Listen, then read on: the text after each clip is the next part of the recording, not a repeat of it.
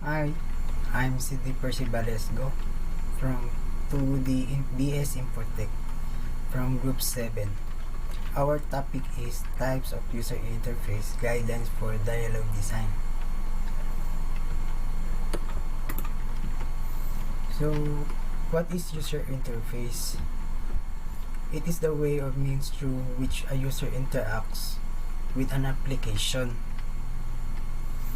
It is sometimes called a human-computer interface. It comprises both hardware and software components. It handles the interaction between the user and the system. The user interfaces have mainly two components. One, the presentation language.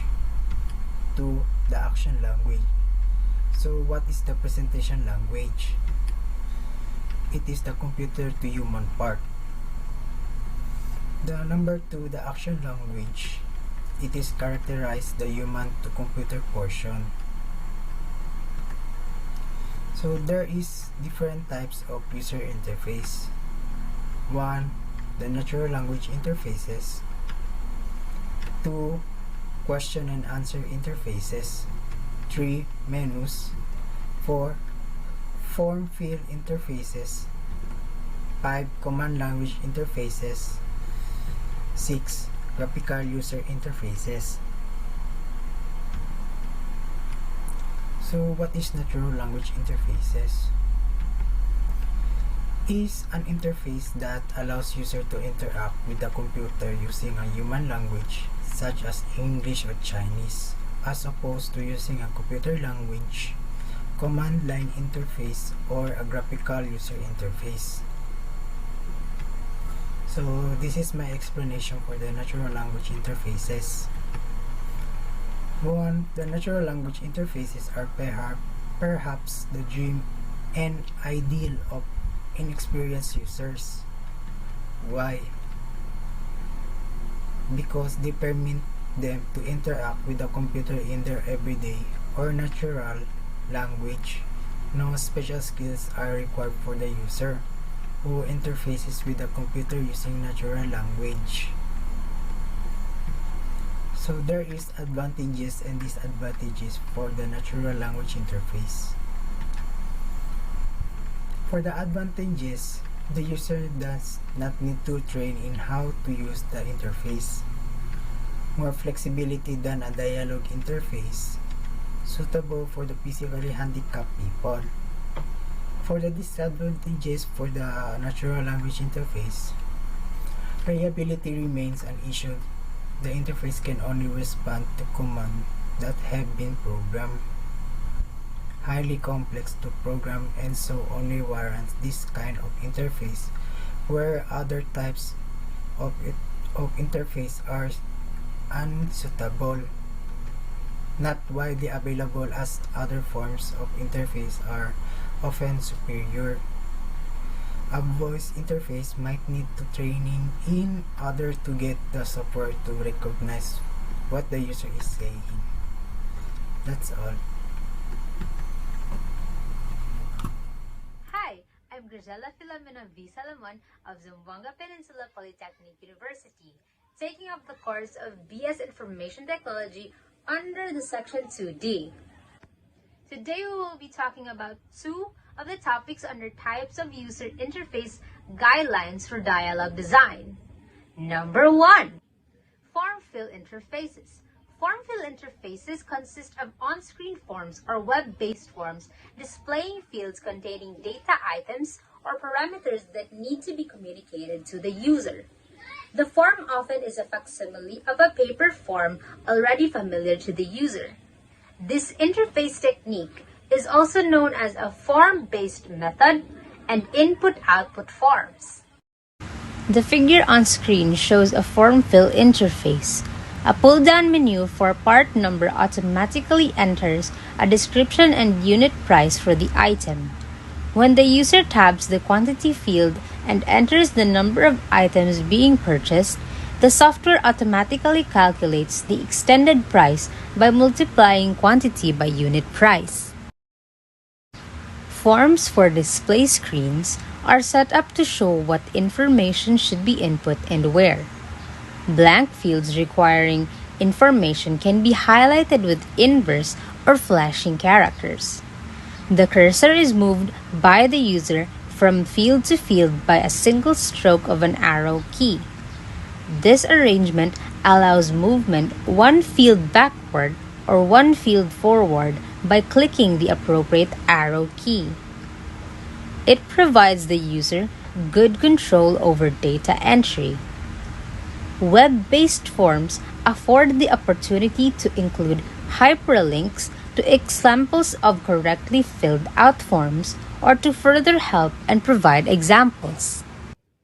Form input for displays can be simplified by supplying default values for fields and then allowing users to modify default information if necessary.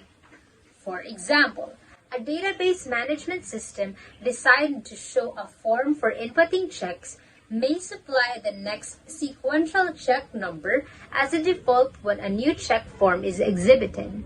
If checks are missing, the user changes the check number to reflect the actual check being input. Input for display screen fields can be alphanumerically restricted so that, for example, users can enter only numbers in a field requesting social security number, or they can input only letters where a person's name is required. If numbers are input where only letters are allowed, the computer may alert the user via audio output that the field was filled out incorrectly. The chief advantage of the input-output interface is that the printed version of the filled-in form provides excellent documentation. It shows field labels as well as the context for entries. In addition, web forms can return incomplete forms to the user with an explanation of what data must be entered to complete the transaction. Often, fields with missing data are marked with a red asterisk. Web-based documents can be sent directly to a billing if a transaction is involved, or they can go directly to a real-time database if a survey is being submitted. Web-based forms push the responsibility for accuracy to the user and make the form available for completion and submission on a 24-hour, 7-day-a-week worldwide basis. There are a few disadvantages to input-output forms. The main drawback is that users experienced with the system or application might become impatient with input-output forms and might want more efficient ways to enter data. Number 2, command language interfaces. A command language interface allows the user to control the application with a series of keystrokes, commands, phrases, or some sequence of these three methods.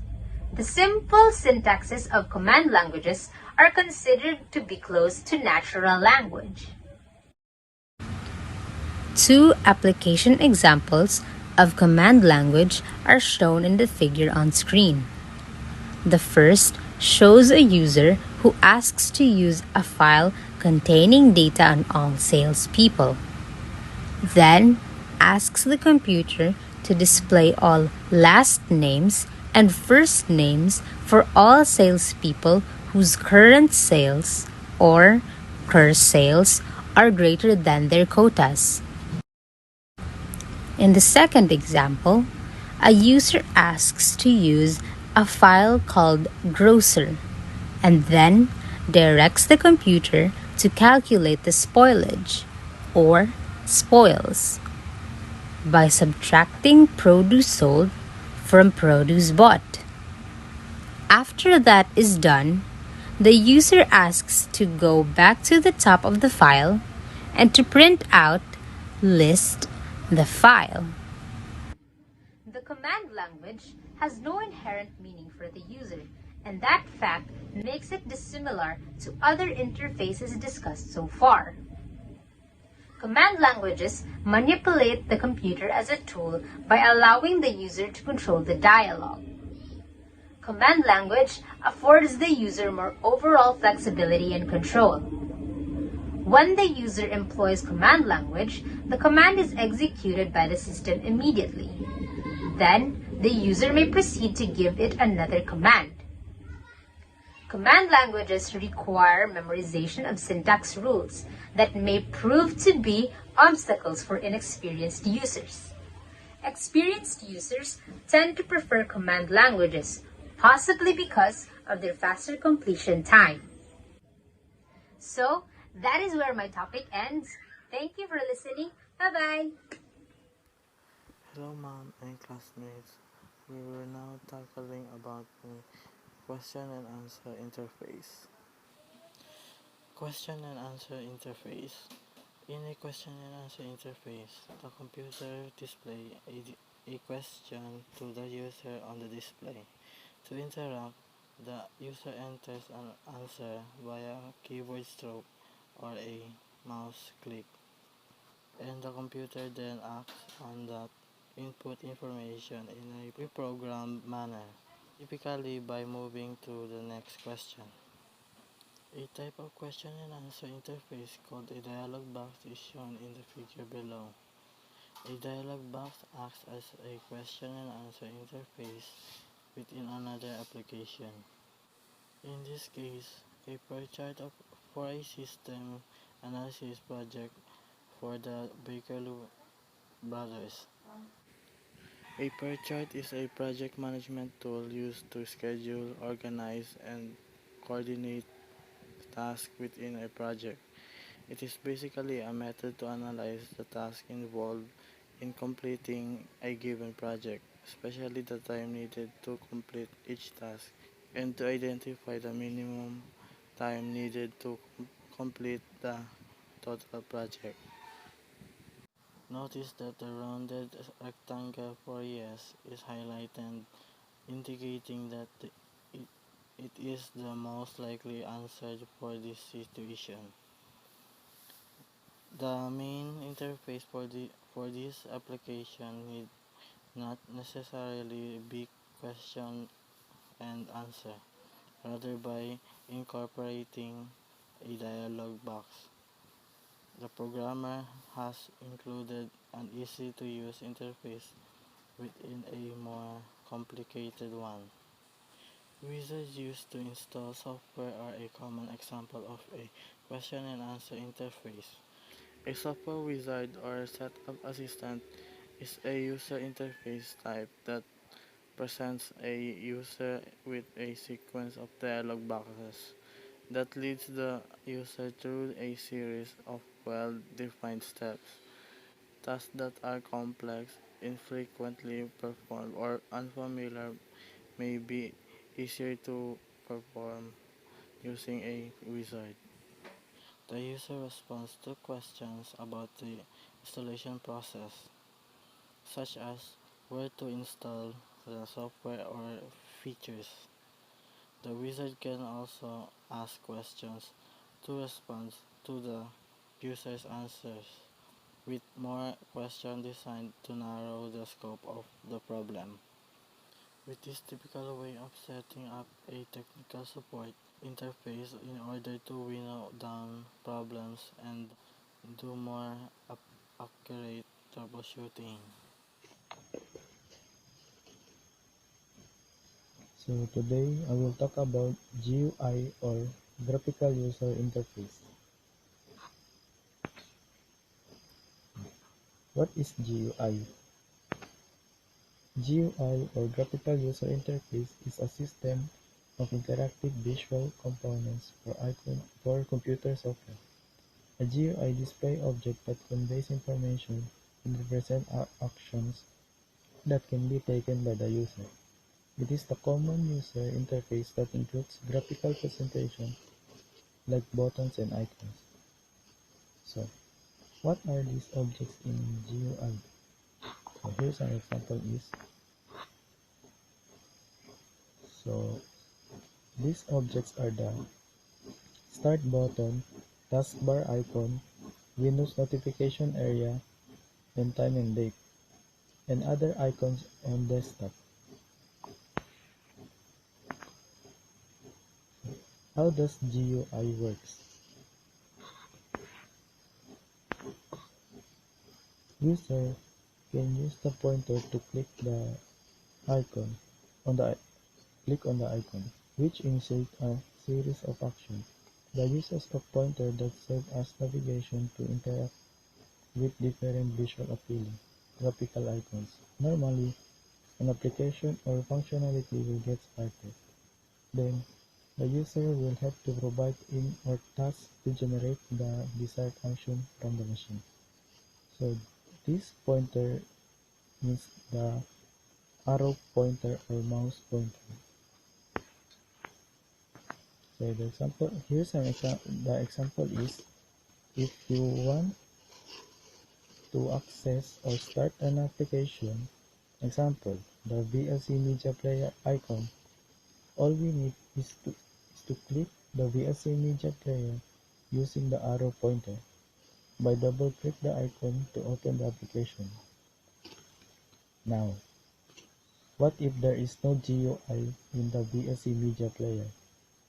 So, if there is no GUI, we have to open command prompt and the application command interface and read instruction to start an application to run the VLC media player.